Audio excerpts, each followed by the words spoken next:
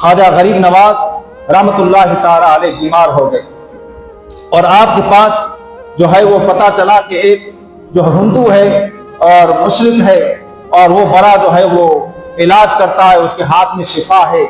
خواجہ غریب نواز نے کہا کہ بلا لاؤ اس کو۔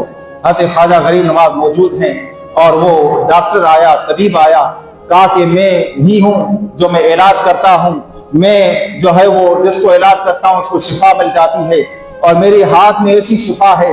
تو کہا کہ آپ کو یہ کیسے ملا مرتبہ کہ آپ کے ہاتھ میں شفا ہے؟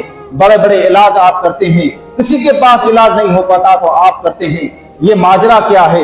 تو خواجہ غریب نواز کو وہ بتانے لگا، کہ مجھے میرا نفس جو کہتا ہے، میرا اندر کا نفس جو کہتا ہے کہ یہ کام کرنا ہے، میں وہ کام نہیں کرتا، اس سے رک جاتا ہوں، گویا نفس کی وہ مخالفت کرتا ہوں۔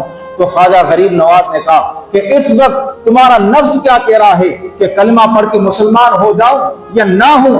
کہا کہ نفس تو یہ کہہ رہا ہے کہ کلمہ پڑھ کے مسلمان نہ ہوں۔ کہا کہ ہمیشہ تو نفس کی خلاف ورزی کرتا ہے، آج نفس کی تو خلاف ورزی کرو اور کلمہ پڑھ کے مسلمان ہو۔ تو خواجہ غریب نواز نے اس کو وار کیا اور کلمہ پڑھایا، وہ مسلمان ہو گیا۔